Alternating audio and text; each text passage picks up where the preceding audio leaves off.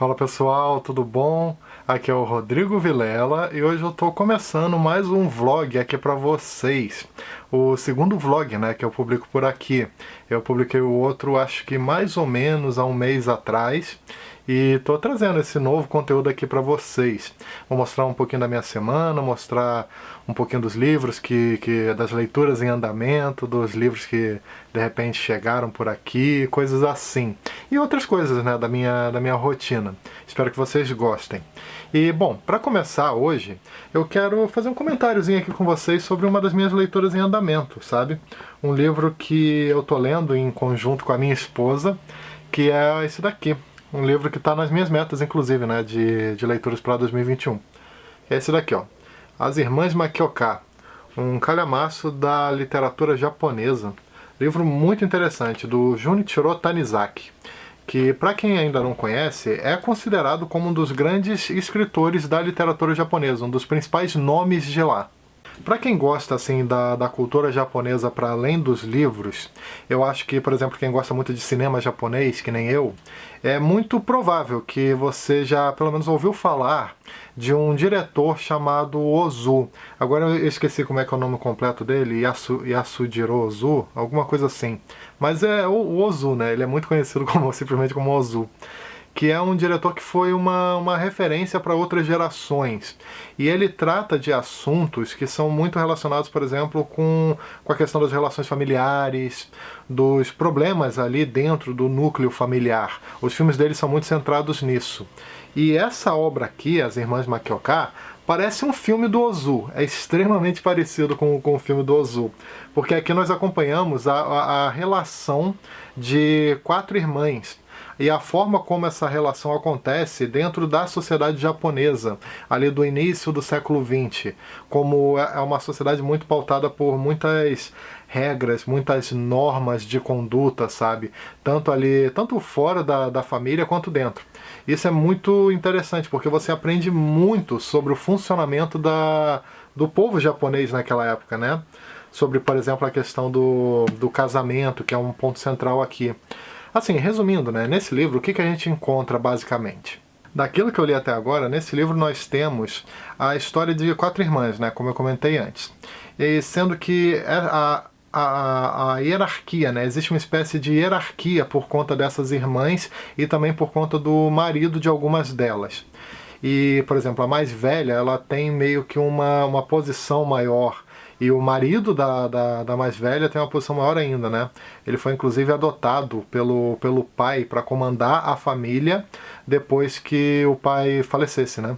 E foi exatamente o que aconteceu. Ele comanda, de certa forma, a família, o marido da filha mais velha. E aí nós acompanhamos essas quatro irmãs, sendo que uma delas está, tipo, pro que se esperava, né, da sociedade japonesa naquela época, ela estava muito tempo solteira e ela tinha que casar, já estava na hora de casar. E o livro é muito pautado nisso, né, das demais irmãs, procurando uma pessoa para ela, uma pessoa legal. Sendo elas têm realmente essa preocupação de não ser qualquer um só porque ela está há muito tempo esperando para casar. E aí o livro vai mostrando as irmãs procurando esse suposto pretendente. E nisso nós vamos conhecendo a relação delas, né? O livro também é muito focado nisso, nós vamos conhecendo a relação dessas irmãs e também as particularidades delas. E nisso, a obra do Tanizaki mexe com um dos temas também mais importantes aqui, que é a questão da ocidentalização e de como a sociedade japonesa ela estava tanto ligada ainda com aspectos muito tradicionais da cultura, quanto também com a ocidentalização, com as coisas que estavam vindo de fora, com a modernização daquela sociedade também em alguns aspectos. Principalmente, por exemplo, você tem muita questão de mostrar como estava a cidade, como a cidade estava se desenvolvendo, e também tem muita coisa assim da influência das vestimentas ocidentais, sabe? Nas pessoas, as pessoas escolhiam, né, se o homem escolhia se ia usar um terno ou não, a mulher escolhia se ia usar um vestido ocidental ou se ia usar um kimono. Aí vai mostrando muito disso, né, é tudo assim muito sutil, não é nada muito direto, é realmente muito interessante a forma como o autor tenta nos mostrar como os japoneses estavam entrando cada vez mais em contato com a cultura ocidental. Isso é muito legal porque o próprio Tanizaki vivenciou isso, sabe? Ele foi um autor que, pelo que eu sei, no início ele foi muito empolgado com as coisas ocidentais que estavam chegando no Japão e depois ele passou a ter uma visão um pouco inversa disso, né? A valorizar a tradição. Isso realmente é bem interessante nessa obra. Ainda estou muito no começo, né? Mas é um livro muito gostoso de ler, muito fácil de ler, assim, que é uma linguagem assim que você começa e vai, sabe? Você começa a ler e esquece que está lendo. É muito assim. Um livro muito tranquilo. Eu imaginei que fosse um pouco mais complexo, tipo Yasunari Kawabata. Mas não é não. É bem tranquilo mesmo, sabe? Tô gostando muito, muito mesmo desse livro aqui. Vale a pena.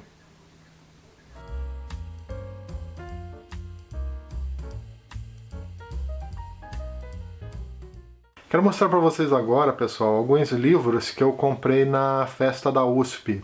Eu basicamente só comprei no site da Companhia das Letras dessa vez, que eles disponibilizaram um cupom lá bem legal, um cupom de 50% de desconto. Só que aí acho que eu comprei por lá principalmente porque eles estavam enviando por Sedex.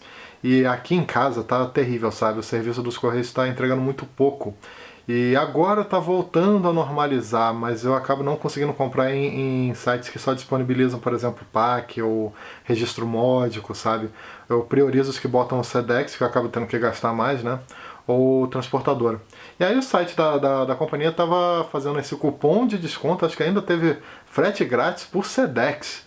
E aí, aí não teve saída, né? Com 50%. E aí eu comprei 3 livros que eu quero mostrar para vocês. Eu aproveitei para pegar uns livros que são um pouquinho mais caros, para o desconto ser maior, né? Eu acho que é interessante fazer nesses casos. E aí eu peguei esses 3 livros aqui que eu vou mostrar. E também vou mostrar para vocês um livro que a própria companhia me mandou. Eu aproveito isso daí para mostrar também, porque vai combinar, né? Tudo do grupo, né? Da companhia. Aí deixa eu mostrar aqui para vocês, ó. Eu ia ficar segurando no colo, mas é tudo calhamaço. Ó, o primeiro que eu quero mostrar para vocês, pessoal, é esse daqui, Jaqueta Branca, do Herman Melville. Um livro que tem uma pegada bastante autobiográfica, pelo que eu andei vendo, em que o autor ele fala sobre as condições de vida num navio do século XIX, um navio de guerra. Parece que, segundo a sinopse, né, parece que é um livro muito político também, que ele critica muito a marinha norte-americana, sabe? Fiquei bem curioso para ler. Só que eu não sei se eu vou ler isso daqui antes ou depois do Moby Dick. Provavelmente eu vou ler o Moby Dick antes, tá? Porque é um livro que eu tenho muita vontade de ler. Eu sei que muita gente ama, muita gente odeia. Eu tô naquela expectativa de entrar pro time dos que amam, né? Vamos ver se quando eu vou ler. Talvez ano que vem, quem sabe. Eu tô planejando dedicar o ano que vem bastante aos clássicos. Mas bom, deixa eu mostrar outro livro aqui que eu comprei. Esse daqui, ó. Esse aqui foi mais pra minha esposa, né? Que é um autor que eu tenho curiosidade de ler, mas não sei se é exatamente agora, nesse momento. Mas estou pensando realmente em dar uma oportunidade no futuro também. Que é esse livro aqui, ó. Thomas Mann, Os Buddenbrook. Desculpa aí pela pronúncia, né? Não sei como é que pronuncia esse nome aqui certinho, não. Mas do Thomas Mann, eu sei que é um livro sobre uma família, né? Toda uma história de uma família e tal. Acho que tem várias gerações que você acompanha. Eu gosto muito desse tipo de livro, né? Gosto muito, já li O Morro dos Ventos Uivantes, O Sonho e a Fúria. Logo tô para começar o Crônica da Casa Assassinada. E em algum momento pego isso daqui. Só calhamaço, tá? Que eu vou mostrar para vocês. Eu vou mostrar melhor esses livros no vídeo de Novos na Estante. Aí eu vou mostrar, eu vou abrir, sabe? Como eu sempre faço, né? Mostrando calmamente um por um. Vamos pro próximo. Esse aqui é o último, né? O próximo e o último livro que eu comprei, assim, na próprio site da Companhia das Letras. Que é esse daqui. O Manuscritos Notáveis. Acho que é uma bela aquisição para quem gosta de história, especialmente de Idade Média. Que é uma coisa que eu sempre gostei, especialmente no meu período da faculdade. Eu gostava muito de Idade Média, mas foi uma coisa que foi se perdendo. Não sei porquê. Não assim o gosto, né? Mas o fato de eu ler sobre, de eu pesquisar sobre. Eu acho que o gosto pela Ásia e tal foi passando um pouquinho, né? Mas tem muita curiosidade. Mas acho que não é só a Idade Média não, sabe? São documentos e a história desses documentos, desses manuscritos. É um livro ricamente ilustrado, muito ilustrado mesmo. Deixa eu ver se eu consigo mostrar para vocês um pouquinho, porque é um livro tão bonito, ó. É um livro tão bonito. Aí, ó. De falar que é um dos mais bonitos aqui, que vai entrar aqui na estante. Realmente é um livro muito bonito, muito legal. Também vou falar com mais detalhes sobre ele depois. E aproveitar aqui rapidinho para mostrar para vocês um livro que chegou da Companhia das Letras, que no caso é esse daqui, ó. Também lançamento, David Copperfield, do Charles Dickens. Um autor que eu quero realmente, isso daí já é até um objetivo, eu quero realmente, sei lá, ler mais coisas dele, trazer mais resenhas para vocês, porque é um autor que eu gosto muito e que eu quase não falei. Tem alguns casos assim aqui no canal, tipo o Bernard Cornwell, é um autor que eu gosto muito, quase não falei, o Charles Dickens também é um autor que eu gosto muito, quase não falei, entre outros, né? E aí vamos ver, se eu acho que eu devo colocar isso aqui nas minhas metas de leitura para o ano que vem. As metas do ano mesmo, né? Livros para ler em 2022. Logo logo eu lanço esse vídeo. Aí eu devo colocar isso daqui. Lançado assim pela coleção da Clássico Zahar. Que, por sinal, eu sou muito fã. Eu acho que de todas as coleções que eu tenho aqui, a Clássico Zahar é a que eu mais gosto. Então, realmente é um livro assim que eu gostei muito de receber da Companhia das Letras. Gostei mesmo. Vou mostrar com mais detalhes depois. E bom, é isso aí, pessoal. Nesses últimos 2 meses, mais ou menos, eu assisti muitas séries. Tanto séries pequenas, eu prefiro série pequena, né? Eu assisti algumas de 1 ou 2 temporadas, assisti também minisséries, que é o que eu mais gosto. O que eu mais gosto é minissérie. Eu adoro, assim, pegar 10 episódios do início ao fim e ponto, acabou. Né? Eu gosto muito de minissérie. E aí, entre essas séries que eu assisti, uma delas foi uma chamada Lupin, que o hype tava lá no alto há um tempo atrás, né? Quando ela saiu, acho que foi esse ano mesmo que ela saiu, não sei, acho que foi no início desse ano, 2021. E aí todo mundo tava falando e tal, todo mundo tava falando, e aí eu fiquei bem curioso pra assistir. Resolvi assistir e tal, um pouquinho atrasado, mas assisti e fiquei completamente obcecado, sabe? Eu fiquei assim, eu só falava na série, eu só pensava na série. Eu acabei lá rapidinho, gostei muito, assisti as 2 temporadas e parece que a terceira sai agora no ano que vem, se eu não me engano. Acho que pelo que eu pesquisei era na metade de 2022 e tal, a previsão. E aí o que acontece? Apaixonado pela série, fiquei obviamente curioso para ler os livros, né, do Arsène Lupin. E aí eu peguei esse daqui, que eu acabei comprando, que se chama As Primeiras Aventuras de Arsène Lupin, o Ladrão de Casaca. E olha, eu comecei a ler assim um pouco cético, sabe? Não achando que eu não fosse gostar, mas como eu gosto muito de Sherlock Holmes, que por sinal é uma coisa que eu tinha que estar falando mais no canal, porque eu sou muito fã de Sherlock Holmes, eu pensei, cara, eu acho que eu vou gostar, mas não vou gostar tanto como Sherlock Holmes, sabe? Foi essa sensação que eu comecei essa leitura. E olha, te falar que esse livro aqui, ele sei lá, cara, ele me encantou. Eu gostei muito, muito mesmo. São as primeiras histórias do Arsène Lupin e você tem, assim, você vai percebendo que a cada conto a complexidade do personagem vai aumentando. E o autor mesmo, sabe, eu acho que ele vai pegando o jeito, sabe, o Maurice Leblanc, ele vai pegando o jeito e vai se tornando cada vez mais interessante. Ao ponto de que, nossa, a última história desse livro aqui, que são contos, mas eles têm... Alguns contos são um pouquinho interligados uns com os outros, mas você pode ler de forma individual, sabe? Mas a última história, que... Aqui, ó, vou até ler aqui o título para vocês da última. Aqui, ó. Sherlock Holmes chega tarde demais. Ele parece que ele tentou botar Sherlock Holmes, mas deu problemas de direitos autorais com Arthur Conan Doyle, e aí ele teve que botar Sherlock Holmes, que é literalmente o mesmo personagem que através dos olhos, né, desse escritor francês. E, cara, que história sensacional. O final nossa, não tem nem o que falar, é incrível, sabe? Eu gostei muito do final. E é uma bela de uma alfinetada, né, dos franceses nos ingleses. Então realmente pega também muito a questão da rivalidade que existe entre esses 2 países. Mas isso aqui é sensacional, eu vou fazer resenha com certeza. E já estou planejando, depois que escrever a resenha, aí eu só vou começar a ler isso daqui depois que eu escrever a resenha, sabe? Pra não misturar as ideias, né? Aí eu vou começar a ler esse daqui, que eu acho que é o segundo livro da série, que é Arsène Lupin contra Sherlock Holmes, né? Justamente o que termina o outro livro. E aí, acho que são 2 contos que são maiores até. São novelas, pelo que parece. parece que são novelas, não sei. Mas estou muito curioso para ler. Recomendo muito, muito mesmo. Acho que eu vou me tornar um daqueles fãs. Acho que eu vou ficar também igualmente obcecado pelos livros. Falar um pouquinho aqui agora de jogos e também de quadrinhos. Começando com os jogos, eu tô jogando esse daqui, ó, recentemente, que é um jogo já bem conhecido, né, o Horizon, que é o do PlayStation 4, no meu caso. Acho que tem a versão de PS5, né, pra quem tem o PlayStation 5. Mas esse jogo aqui é engraçado porque eu recebi ele junto com o kit, né, que eu comprei o PS4 e acho que junto vieram 3 jogos e, se eu não me engano, entre eles estava esse daqui. Só que até hoje, sabe, passou um tempão já desde que eu comprei, e até hoje eu nunca tinha pegado assim pra jogar pra valer. E, meu Deus, que... como eu tô atrasado com as coisas, né? Impressionante. Eu tinha que ter pegado isso daqui muito antes, sabe? Que nem a série do Lupin. Eu tinha que ter pegado na hora, sabe? Impressionante como é que eu demorei tanto tempo pra jogar. É um jogo muito interessante, com uma protagonista feminina, que agora eu não me lembro bem o nome dela, mas que é uma personagem muito cativante, muito mesmo.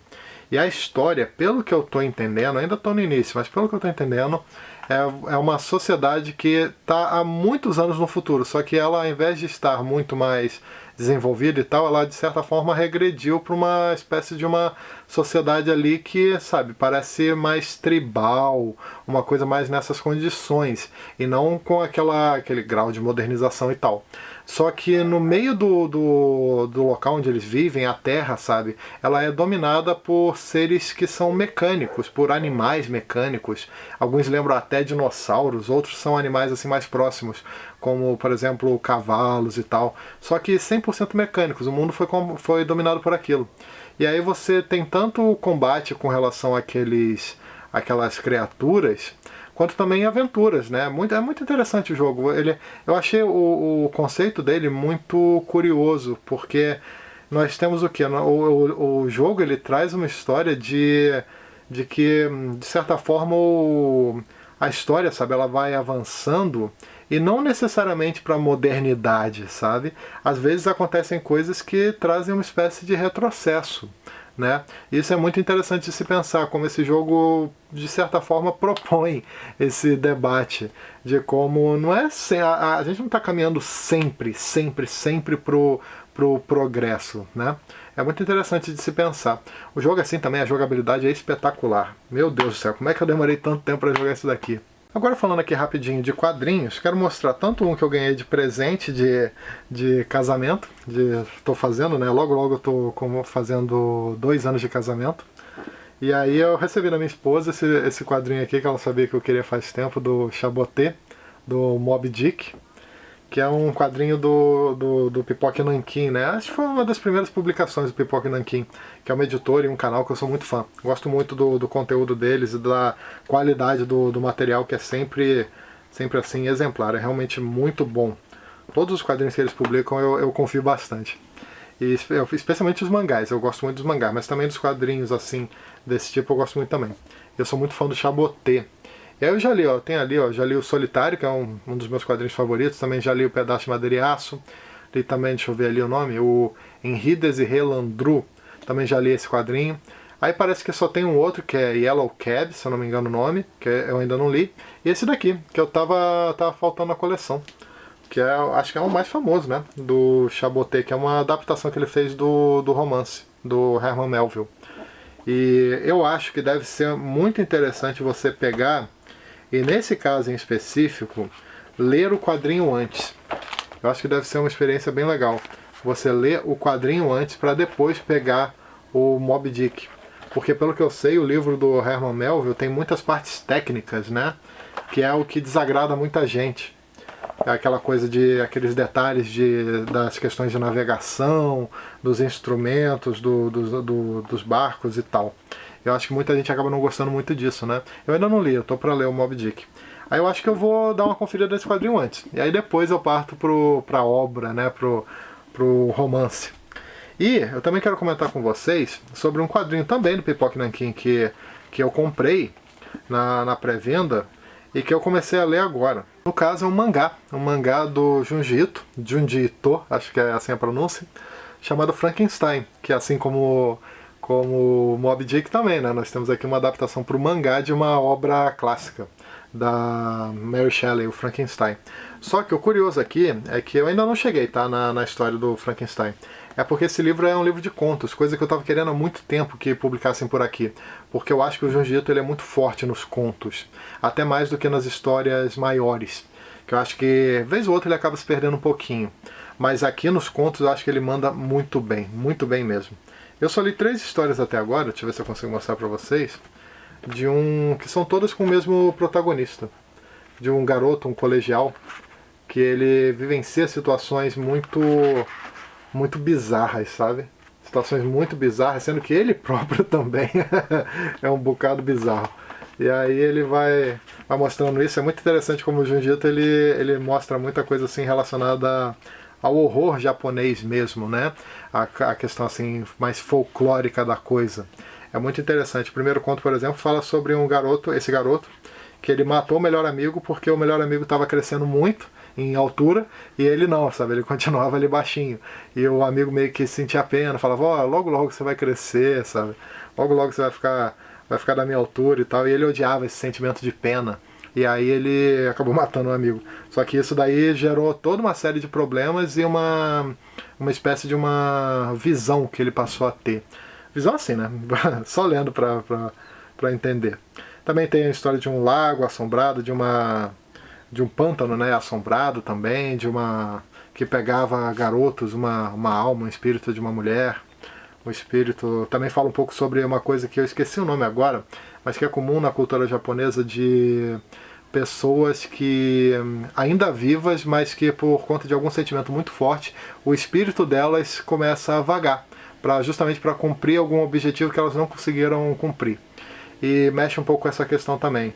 E também mexe com coisa de casa mal assombrada. É muito interessante, sabe? Eu gosto muito da arte do Junji Ito.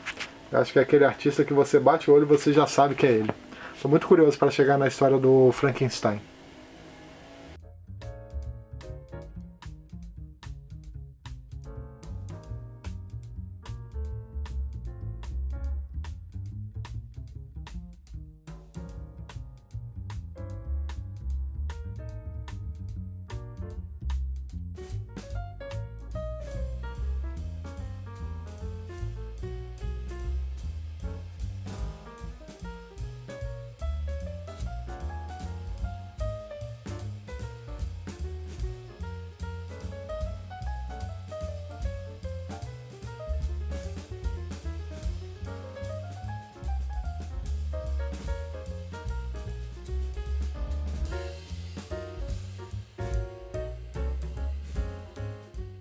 Estava escrevendo aqui o roteiro desse livro, ó, o Desonra, do J.M. Coetzee, que é um escritor sul-africano que ganhou o Prêmio Nobel de Literatura e que foi uma leitura que eu concluí não faz muito tempo.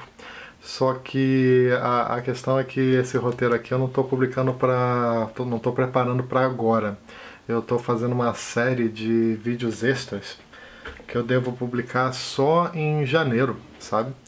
É uma coisa que eu nunca fiz, na verdade. Lógico, já fiz vídeo extra, mas eu nunca fiz assim uma série de roteiros para deixar pronta para publicar em algum determinado período. Mas é porque eu tô querendo muito ver se em janeiro eu consigo tirar férias. Que eu sempre, quando eu tiro férias aqui do canal um pouco, é sempre aquela coisa de uma semana e meia, e aí eu nunca sinto assim um descanso mesmo. Né? E muitas vezes, antes da pandemia, quando eu viajava, por exemplo, eu tinha que trabalhar sabe, eu tinha que usar o tempo ali que em teoria seria para descansar, para trabalhar também. E aí eu tô querendo realmente realmente uma descansada, coisa que eu não faço realmente há muito tempo. Tô querendo muito fazer isso. Ver se em janeiro eu faço, até porque eu devo, nesse mês, no início do ano que vem, eu devo viajar para João Pessoa, que é que é a terra, né? A terra da minha esposa, onde ela nasceu e tal. E eu gosto muito de lá. Aí eu queria realmente descansar um pouco para poder aproveitar essa viagem. Finalmente saindo um pouco mais de casa depois por conta da pandemia, né? Com os casos abaixando e tal, finalmente dá para fazer um pouco isso daí, né? Que eu fiquei praticamente enfurnado aqui dentro nesse período todo. Aí eu tô realmente me planejando aqui. Tem, se eu não me engano, 5 vídeos que eu tô para lançar em janeiro, então quem acompanha aqui o canal não vai perceber diferença nenhuma. Esse é o meu plano. Eu não queria simplesmente lançar uns vídeos rápidos ou coisas assim que são mais superficiais. Eu queria realmente publicar conteúdo do mesmo nível de qualidade, né, que eu tento fazer por aqui ao longo de todos esses anos que eu publico vídeo.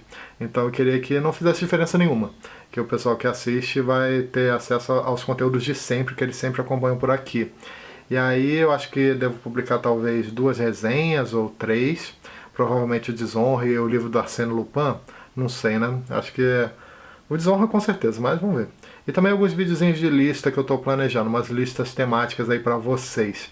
Espero que vocês gostem desses vídeos. E por lá, né, em João Pessoa, eu devo também fazer alguns vlogs para complementar um pouco também o conteúdo por aqui. É isso, pessoal. Esse foi o segundo vlog que eu tô publicando aqui pra vocês. Eu acho que vai ser exatamente um mês depois do outro que eu devo publicar, ou se não um pouquinho antes. Mas o plano, como eu falei, né, no primeiro vlog, é fazer esse tipo de material mensalmente. Se eu sentir que realmente o pessoal tá gostando muito e tal, eu gostei bastante da recepção no primeiro vlog, eu vi que muita gente curtiu. E aí eu acho que, de repente, né, vamos ver se eu posso fazer de 15 em 15 dias, mas por enquanto segue como um vlogzinho por mês. Beleza, pessoal? Não esquece de dar uma curtida, que ajuda bastante o canal, de se inscrever aqui embaixo caso ainda não seja inscrito, e também de clicar no sininho para receber as notificações cada vez que eu publicar um vídeo novo por aqui. Beleza? Então é isso aí. Até o próximo vídeo. Tchau!